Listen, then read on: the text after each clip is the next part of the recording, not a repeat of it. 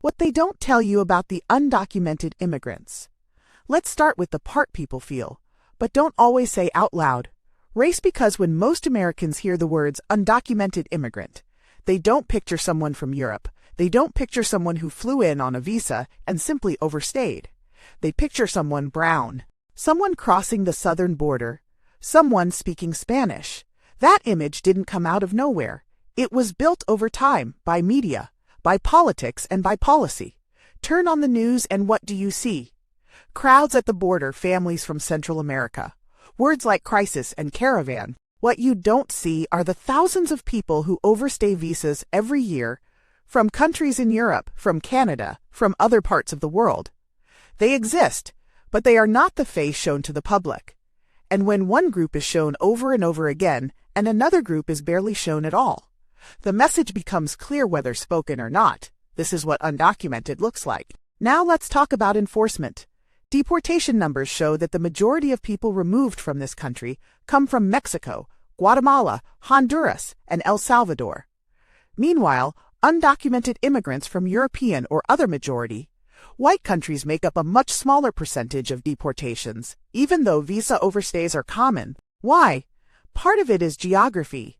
Enforcement is heavily focused on the southern border. Part of it is visibility.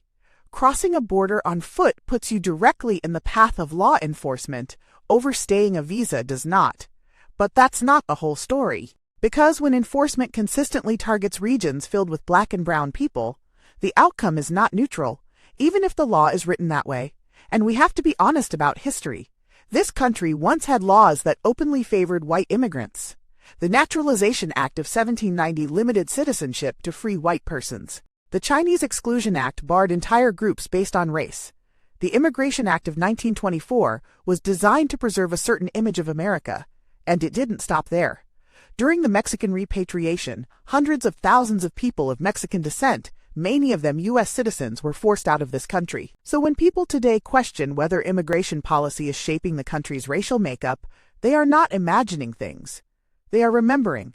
Now let's bring it to the present. Modern policies, shaped in part by figures like Stephen Miller, focus heavily on reducing immigration, tightening asylum, and strengthening border enforcement. These policies overwhelmingly affect people from Latin America, the Caribbean, and Africa. Does that mean there is a written plan to whiten America? There is no official document that says that. But here is the truth we cannot ignore.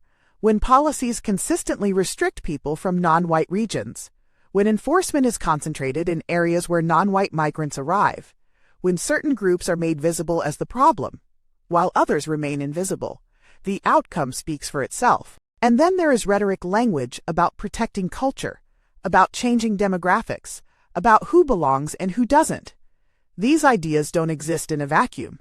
They connect to deeper fears, fears about identity, about power, about the future of the country.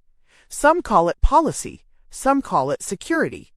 Others hear something else entirely. So the real question isn't just, what do the laws say?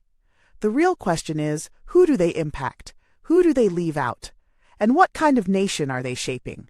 Because immigration has never been just about borders. It has always been about belonging. There are striking similarities between the immigration climate shaped by the Naturalization Act of 1790 and today, even though the language of the law has changed. In 1790, citizenship was openly limited to free white persons, making race an explicit gatekeeper to belonging. Today, the law is written to be race-neutral, but the outcomes can still reflect patterns that echo the past.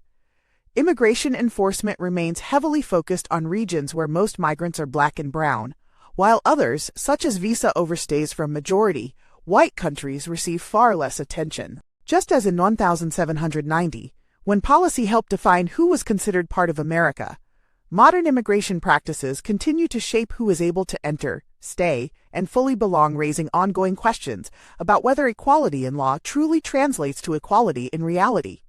And until we are honest, we will keep having the same conversation.